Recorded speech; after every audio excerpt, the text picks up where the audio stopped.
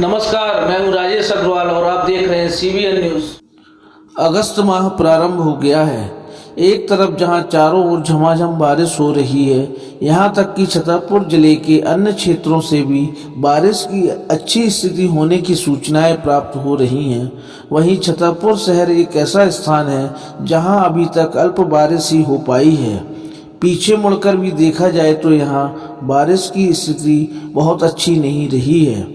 बीच बीच में सूखे की स्थिति निर्मित होती रही है, जिसके साक्षी हमारे तालाब रहे हैं। फसलों की पैदावार के बारे में तो इतना नहीं बताया जा सकता, परंतु शहरी स्तर पर कई बार टैंकरों से पानी की सप्लाई की स्थितियां निर्मित होती रही हैं।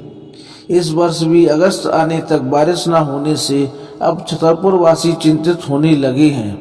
हमारी न्यूज़ द्वारा इस बाबत शहर के सम्मानीय प्रबुद्ध वर्ग से चर्चा की गई। आइए सुनते हैं क्या राय है उनकी वर्षा की स्थिति के बारे में। शहर में इस वर्ष भी बारिश नहीं हो रही है और लगातार लगभग 4-5 वर्षों से बारिश नहीं हो रही, जबकि जिले में इर्द गिर्द बारिश होती है। तो इसके पीछे क्या कारण हो सकता है? देखिए, मुख्य कारण तो यह है पेड़ों की कटाई। जगह जगह जो है पेड़ों की कटाई हो रही है और उसका ये दुष्प्रभाव है कि छतरपुर जिले में खंड वर्षा हो रही है और जटाशंकर, बक्सवाहा इन क्षेत्रों में पर्याप्त पानी बरस रहा है, लेकिन छतरपुर लोकल में कहें या जहाँ पर जंगल नहीं है वहाँ पानी की मात्रा बहुत कम जगह है। तो पर्यावरण प्रदूषण और पेड़ों की कटाई ये दो मुख्य कारण हैं, जिसके कारण ये वर्षा का संतुलन बिगड़ गया है। अब हो सकता है कि आगामी माह में पानी पर्याप्त माने जो है छतरपुर जिले में। पहले इस छतरपुर में पानी न बरसने के लिए बहुत जगह रामायण बैठा करती थी और उसमें ये चौपाई कही जाती थी कि सुई जल अनल अनल संघाता हो जलद जगजीवन दाता। और जब ज़्यादा बारिश हो जाती थी, बहुत ज़्यादा मतलब अति, तब ये चौपाई उसी चौपाई को कहते थे कि सुई जल अनल अनल संघाता हो न जगत जल जीवन दाता। तो इस तरह ये मतलब धार्मिक आयोजन के कारण भी पानी बरसता था पहले, हम लोगों को अच्छी तरह ध्यान है। आजकल वो सब कुछ नहीं हो रहा है।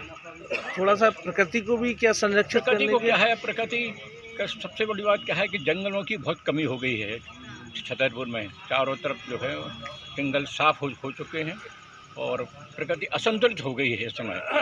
मतलब प्रकृति जो है वर्षा के लिए सबसे बड़ी बात क्या है, जैसे ही बादल आते हैं और पानी का हवा चलने लगती है, हवा चलने के कारण से बादल उड़ जाते हैं, छिन्न भिन्न हो जाते हैं। अगर हवा न चले, बादल आते हो हवा न चले तो निश्चित बारिश होती है। यहाँ क्या है, कुछ छतरपुर का वातावरण ही बदल गया है। ये मतलब बादल आते हैं और हवा चलने लगती है तो उससे क्या बादल छिन्न भिन्न हो जाते हैं। देखो जी, शंकर जी का महीना है। शंकर जी के माह में जो है सब लोग जो है वहाँ गकरियाँ का प्रोग्राम होता रहा। पुराने जो नियम है, औरतें गकरियाँ खाएँ और का नाम जो है सब लोग भजन करें हैं शाम को या सुबह एक निश्चित समय में। ये हमारी राय है, तो भगवान निश्चित उसको सुनेगा। इससे बारिश हो सकती है। उससे बारिश हो सकती है, भगवान की कृपा है ये सब। प्रकृति के आगे कोई उपाय नहीं किसी का। मतलब अपन को प्रकृति को संरक्षित करना होगा, आपका मत ये है। हमारे विचार से धार्मिक आयोजनों का आयोजन करना चाहिए, जैसे अखंड रामायण, अखंड कीर्तन वगैरह का जगह जगह पे मंदिर होके अच्छी बारिश के लिए भगवान से निवेदन करना चाहिए। बारिश वास्ते तो हमारा ये है कि सब लोग ईश्वर से प्रार्थना करें कि हे प्रभु हम सब के ऊपर दया करो, दया दृष्टि के साथ वर्षा की दृष्टि, वर्षा का ही दृष्टि यानी वर्षा करो जिससे सब सुखी रहे। इतना ही है और प्रकृति को बचाना चाहिए बस। उसमें एक ये चौपाई कहा जाता है। ये जो पानी की कमी है वो केवल उसके प्रकृति के असंतुलन के कारण बहुत ज़्यादा प्रॉब्लम हो रही है और जिसमें बहुत ज़्यादा वनों की कटाई हुई है और इसके लिए यही इसी कारण से ही सब हो रहा है जो कुछ भी है। बारिश होना अति आवश्यक है और इसका जो मेन कारण समझ में आता है कि जो वनों की कटाई हो रही है, या जो आपने देखा होगा जगह जगह सीसी रोड बन चुकी है, तो जो पानी बरसता है वो पानी क्या होता है कि जो ज़मीन में सीपेज नहीं होता है और पानी इकट्ठा होकर के पानी बह जाता है। तो उस पानी बह जाने की वजह से जो है वो जाकर के नदी नालों के द्वारा जाकर के नदियों में मिल जाता है।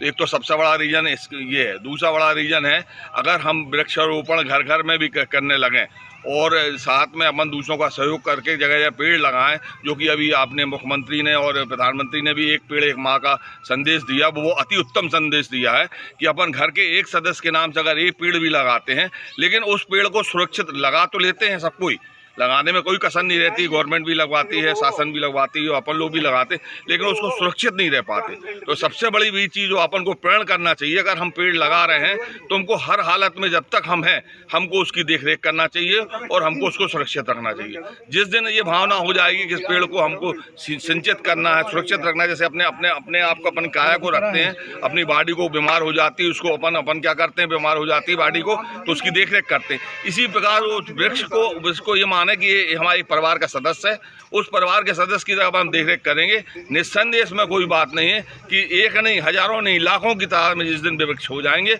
उस दिन अपन को ये पानी वाली समस्या अपन से जो अवगत हो रहे हैं, जूझ रहे हैं, उस समस्या से अपन दूर हो जाएंगे। इसलिए हमारा सभी भाइयों बहनों से निवेदन है, घर परिवारों से निवेदन है कि अपन एक संकल्प करें कि अगर हम वृक्ष को लगा रहे हैं या पेड़ पौधे हम लगा रहे हैं तो हम हर हालत में उस पौधे को सुरक्षित रखेंगे। जिस दिन इस किस्म के साथ में अपन तैयार हो जाएंगे उस दिन जो है वनों की कटाई भी रुकेगी, वृक्षारोपण भी अधिक से अधिक होंगे, क्योंकि वृक्ष सेवत रहेंगे, बच जाएंगे तो उसका हर चीज़ को लाभ मिलेगा। और हर तरीके के वृक्ष लगाना चाहिए, अपन को ये नहीं कि यही प्रकार के, हर तरीके के वृक्ष लगाएंगे तो उसका सबका अलग अलग हो कि कोई वृक्ष ऑक्सीजन देता है, कोई वृक्ष छाया देता है, कोई अपन को फल फूल फ्रूट्स देता है, इसलिए हर तरीके के वृक्ष का उपयोग लगाना चाहिए। आज जो पर्यावरण छतरपुर का गड़बड़ हो रहा है उसका मुख्य कारण है कि आसपास के ज़िले में सागौन के वृक्ष कट रहे हैं और 100 से 75% वृक्ष कट गए, तो जो है वायुमंडल गर्म हो गया है। इस वजह से सही हवाएं नहीं आती हैं और जो है पानी नहीं बरस रहा है, नंबर 1।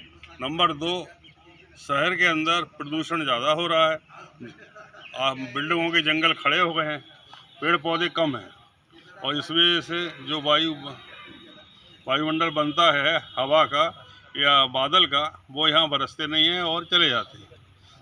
नंबर 3, यहाँ पर उमस और गर्मी जो बढ़ रही है उसका कारण यही है कि पेड़ पौधे कम हैं। पेड़ पौधे लगाने का जो नया अभियान चला है, एक माँ के नाम और दूसरे, इन पेड़ पौधों को लगाया तो ज़रूर जाए परंतु इनको सुरक्षित भी किया जाए, जिससे भविष्य में वो तैयार होके जनता की मतलब सुरक्षा बने।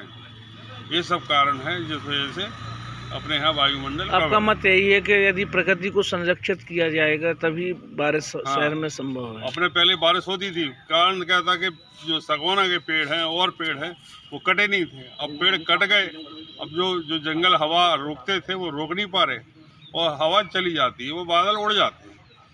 सबसे बड़ा कारण ये है। देख रहे हैं कि छतरपुर में बारिश नहीं हो रही है, गर्मी बहुत ज़्यादा पड़ रही है, बीमारियां भी बहुत ज़्यादा फैल रही हैं। तो हम लोगों से यही बोलना चाहेंगे, अपेक्षा रखेंगे कि पर्यावरण साफ सुथरा रखें, स्वच्छता बनाए रखें। जैसा कि आप देखते हैं कि आज हम तालाब पर आए, बहुत गंदगी थी तालाबों पे, घर का जो गंदा कचरा है कृपया करके वो ना फेंकें। तालाबों के आसपास वृक्षारोपण करें, सड़कों के किनारे जितने ज़्यादा वृक्ष लगाएंगे उतनी तेज़ी से बारिश होगी। और हमारा मानना है कि जब पहले बारिश नहीं होती थी तो भगवान की पूजा रचा होती थी, यज्ञ होते थे और हम लोग भी ये सब करते हैं, पूजा पाठ करते हैं, जिससे इंद्रदेव प्रसन्न हो, बारिश हो। धन्यवाद। बहुत बहुत धन्यवाद। जय श्री राम। भाई साहब, मेरा मानना यह है कि हमारे चाचा जी लोगों ने जो शादी कराई है वो गलत समय पर हो गई है, क्योंकि गदागदी की शादी से जिस दिन से शादी हुई है उस दिन से बारिश बिल्कुल रुक गई, एक बूंद पानी भी छतरपुर में नहीं गिरा है।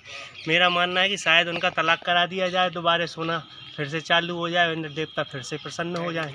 तो हमें पता चला वो तो अभी हनीमून पे गए हुए हैं। पता नहीं आपको किसने बता दिया? अभी तो छतरपुर में ही घूम रहे हैं वो, उनको उनके मन की मिठाई भी नहीं मिली है खाने को शादी के बाद। उनका तलाक जल्द से जल्द करा दिया जाए जिससे बारिश होने लगे। अच्छा, यदि